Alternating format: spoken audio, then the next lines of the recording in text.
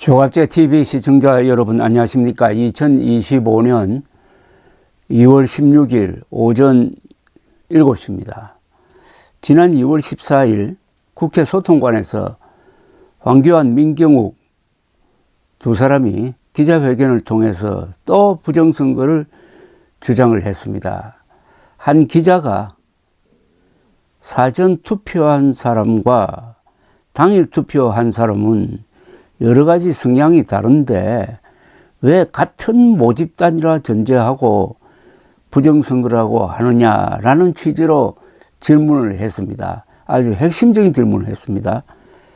민경욱 씨는 같은 지역구에 살기 때문에 같은 모집단으로 봐야 한다라는 주장을 했고, 기자는 집요하게 성향이 다르면은 같은 모집단이 될 수 없다고 몰아붙였습니다. 민경욱 의원은, 전 의원은 수학의 대수의 법칙에 물어보라는 식으로 피해 갔습니다. 이게 무슨 뜻이냐 하면은, 부정선거 음모론의 출발은 2020년 총선에서 주로 수도권에서 민주당 후보 득표율이 당일 투표보다 사전 투표에서 10%포인트 이상 나오는 경우가 많으니 이게 부정이라는 증거라고 주장하면서부터 시작된 겁니다. 당시 투표 직전 여론조사에서 민주당 지지자들 중에서 38%가 사전투표 의사를 밝힌 데 비해 당시 미래통합당, 국민의힘 전신입니다. 미래통합당 지지자들은 17%만이 사전투표 의사를 갖고 있었다고 답을 했습니다. 즉, 사전투표에 많이 나가는 사람이 민주당 지지자고 본투표에 많이 나가는 사람은 국민의힘, 당시는 미래통합당 지지자다. 따라서 사전투표에서 민주당 후보 지지율이 높게 나오는 것은 너무나 당연한데 그걸 싹 무시해버리고 사전투표와 당일투표의 득표율이 같아야 된다고 전제를 하고 그 위에 여러 논리를 쌓다가 보니까 이 통계의 정확성만 무너져 버리면은 그 부정선거론이라는 탑이 다 허물어지게 되어 있는 그런 논리 구조입니다. 음모론자들은 사전 투표한 사람들과 당일 투표한 사람들은 연령, 직업, 정치, 성향이 달라서 같은 모집단이 될 수 없는데도 숫자가 많으니까 같아야 한다고 우긴 겁니다. 이 기자회견 장면을 전한 JTBC 동영상 아래 아주 흥미로운 댓글들이 많이 달렸어요. 수학 선생님입니다. 통계 수학을 아는 사람으로서 너무 웃기는 소리 하네요. 민경욱을 비판한 겁니다. 아니 근데 진짜 고작 저게 부정선거 주장의 근거임? 너무나 허무하다는 뜻이네요. 현직 수학 교사입니다. 그저 웃고 갑니다. 또 한 사람은 점잖게 아주 대수의 법칙에 대해서 해설을 썼어요.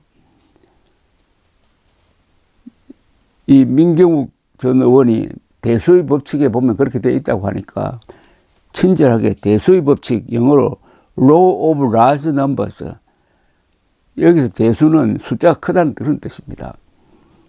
대수의 법칙에 대한 잘못된 해석과 적용에 대해 설명드리겠습니다. 이분은 아마 수학자든지 수학교사인 것 같아요. 1. 대수의 법칙의 실제 의미. 표본의 크기가 커질수록 표본 평균이 모집단의 평균에 가까워진다는 법칙이다. 그러나 모든 표본이 동일한 분포를 가져야 한다는 의미가 아니다. 2. 민주당 지지자 60%, 국민의힘 지지자 40%인 모집단이 있다고 가정해 봅시다. 대수의 법칙은 충분히 많은 수의 표본을 뽑으면 평균적으로 60대 40에 가까워진다는 의미입니다. 하지만 이것이 모든 표본에서 60대 40이 나와야 한다는 의미는 아닙니다. 예를 들어 20대 유권자 표본에서는 50대 50, 60대 유권자 표본에서는 30대 70, 특정 지역 표본에서는 80대 20 이렇게 나올 수가 있습니다. 사전투표, 당일투표도 마찬가지입니다. 사전투표에 참가하는 유권자 그룹과 당일투표에 참가하는 유권자 그룹은 서로 다른 특성을 가질 수 있어서 반드시 같은 비율이 나올 필요가 없습니다. 식당에서 점심시간에는 직장인이 많고 저녁시간에는 가족 단위 손님이 많다는 현상이 식당이 손님을 조작하고 있다는 의미가 아닌 것과 같은 논리입니다. 투표 시기 선택은 유권자의 다양한 특성과 생활에 따른 자연스러운 결과일 수 있으며 단순히 표본이 분포가 다르다는 사실만으로 부정선거를 의심하는 것은 타당하지 않습니다. 부정선거론자들의 오류, 상관관계와 인과관계를 혼동하여 부정선거라는 원인으로 바로 연결시키는 논리의 비약입니다. 상관관계와 인과관계는 엄연히 다른데 상관관계 정도밖에 안 되는데 이걸 인과관계로 논리 비약을 했다는 그런 뜻입니다. 자, 이때 등장한 사람이 음모론 킬러 이준석 의원입니다. 그는 페이스북에서 이렇게 정리를 딱 했습니다. 점심 때 김치찌개 팔고 저녁에는 삼겹살이 주력 메뉴인 식당에 가서 저녁에 많이 팔리는 삼겹살이 왜 점심 때는 안 팔리는 거냐? 통계적으로 이상하다고 말하면 이상한 사람 취급받습니다. 본투표에서는 이겼는데 사전투표에서는 졌다고 그 선거가 부정선거라는 논리가 딱 그런 것입니다. 오늘 황교안 전 총리와 민경욱 전 의원이 부정선거에 관련한 기자회견을 열었습니다. 기자분에게 곧짝 논박당하는 모습에서 왜 그분들이 그토록 토론을 깊이 하는지 알 수 있습니다. 그들에게 부정선거 주장은 과학이나 지성이 아니라 그냥 선동용에 불과하기 때문입니다. 황교안을 찍어가지고 끝장 토론하자고 해도 황교안은 이준석과의 토론을 피하고 있다는 이야기죠.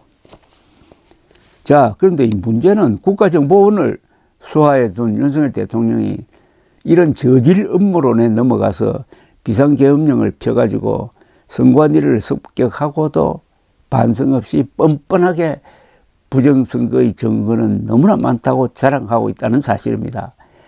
공명선거를 부정선거로 모는 것은 선거 결과에 승복하지 않는 반민주적 범죄이고 대통령이 그렇게 하는 것은 공화국에 도전하는 반역입니다. 하나 더 붙이자면 이 황교안, 민경욱 공동기자회견에 김용현 전 국방장관 대리인도 참여를 했습니다. 김용현 전 국방장관은 변호사를 통하여 메시지를 낭독했는데 이런 내용이었습니다. 부정선거라는 악성 종양 수준을 넘어 암덩어리가 발생, 나라가 위태롭다라는 요지였습니다. 부정선거 음모론이 암덩어리지 부정선거는 없는데 무슨 암덩어리니 뭐 악성종양이니 합니까? 김대식 국힘당 원내수석 대변인은 기자들에게 부정선거에는 동의할 수 없다는 점을 누차 강조해 왔다고 했습니다. 자당 대통령 윤석열을 아주 엿먹이는 자세였어요. 윤석열 변호인단에도 황교안 등 음모론 변호사들이 있어가지고 헌법재판소를 부정선거론 선전작으로 지금 이용하고 있습니다. 대법원 확정 판결로 부정선거론이 배척되었고 지난 총선으로 재확인되었는데도 윤석열 대통령이 망상에 빠지니 음모론이 재발해가지고 지금 보수의 반 이상이 미신을 믿는 지경에 이르고 말았습니다. 이번 헌재 판결로 다시 정리가 되겠지만은 음모론의 광신적 성격으로 해서 일단 넘어간 사람들을 돌리는 데는 시간이 더 걸릴 것입니다. 대통령과 대통령 권한대행 출신이 부정선거 음모론인데 보수가 따라가기만 하니 이런 보수는 바닥까지 내려가야 할 것입니다. 보수가 철저하게 부서져야 합니다. 감사합니다. 그래야 길이 생깁니다.